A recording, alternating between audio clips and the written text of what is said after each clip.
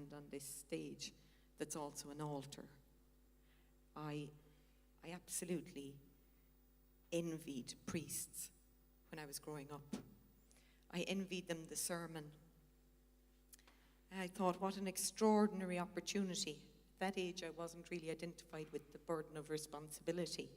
I could only see the extraordinary opportunity they had to speak from the heart to the heart.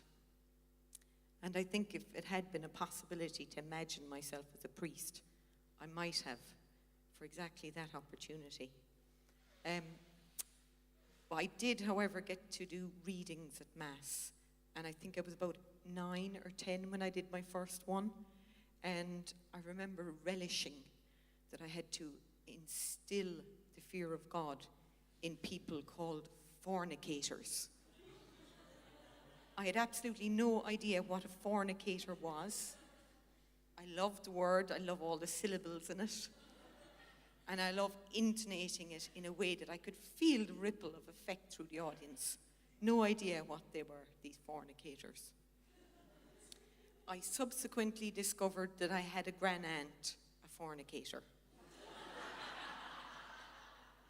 My gran-aunt's name is Eily Lynch, and we called her Aunty Eily.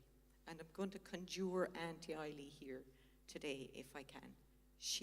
I came in here today thinking, I'll take my cue from the space and see who's with me. And in my imagination, at least, it's my gran-aunt Eily who's with me. And Aunty Eily, growing up, used to come to our house every Sunday with her brother, Grandad. And Aunty Eily's story gradually became known to us in little fragments, because it was a secret life that she lived.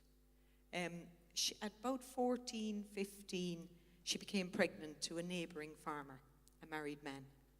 And they were a very respectable family.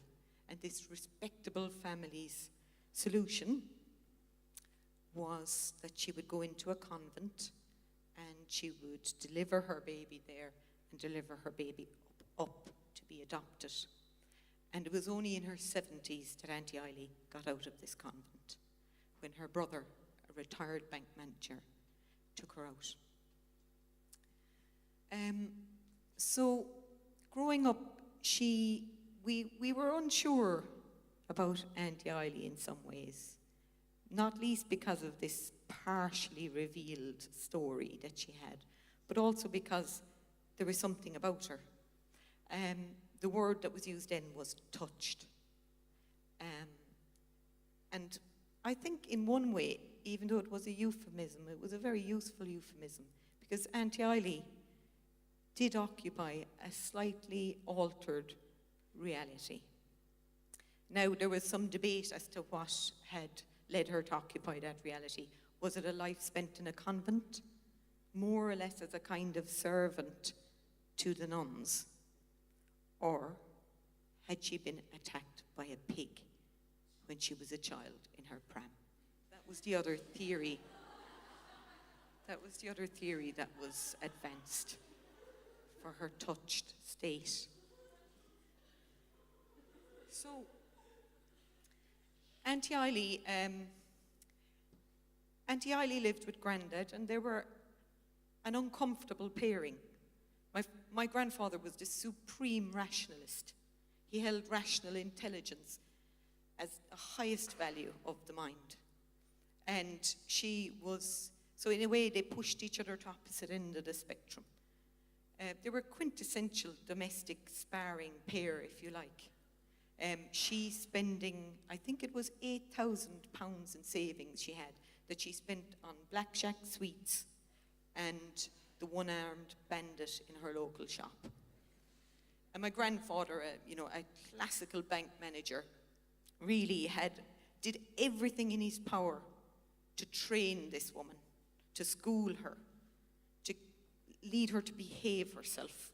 In a way, he reminded me of some of the priests who tried to do the same from the altar, who had tried to very genuinely lead people on a straight and narrow path to correct behaviour.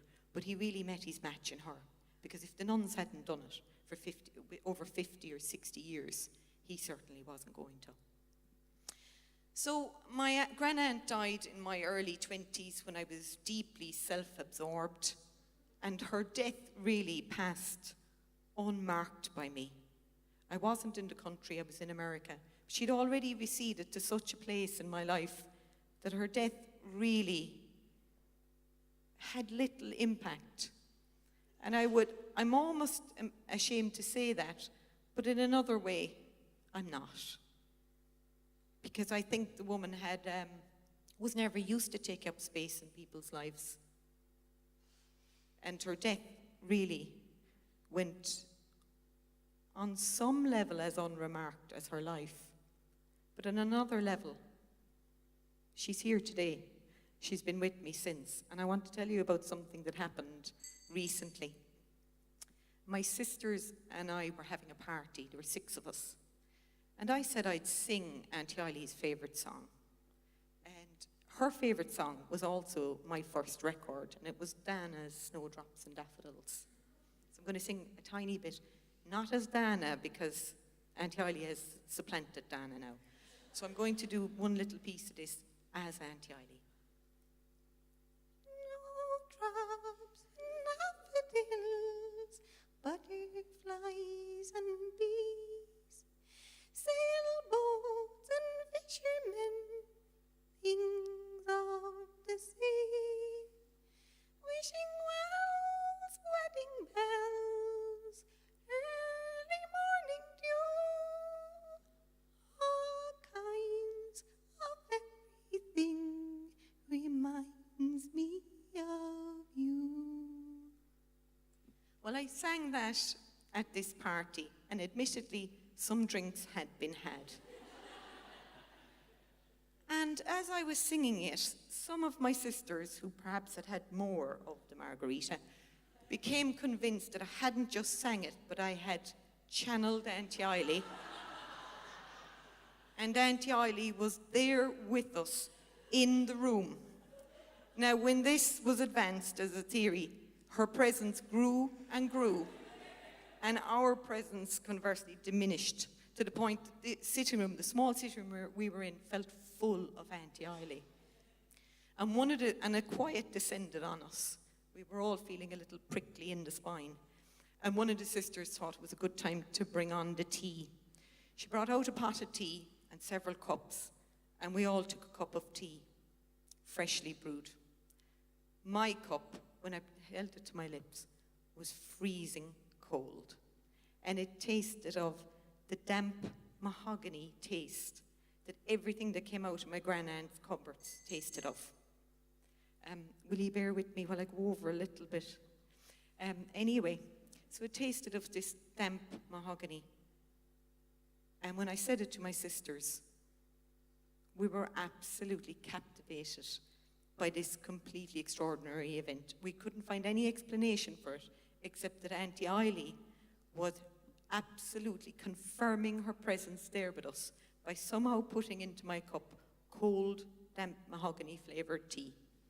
Everyone else's was perfect except for mine. And so we started thinking about this, and it felt like a revelation. It felt that not only had we had an intimation of the continuity of her after death, we'd had a proof. We'd had an absolute proof.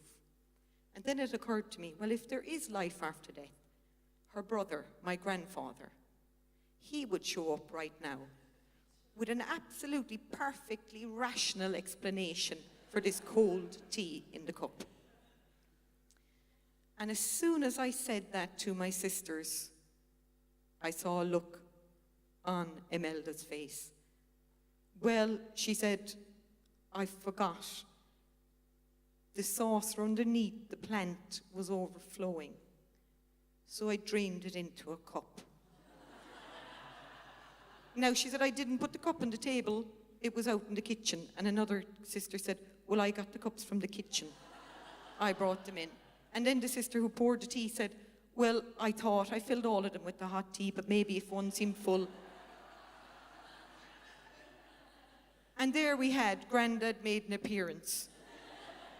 and absolutely proved that there was no such thing as people coming back from the other side.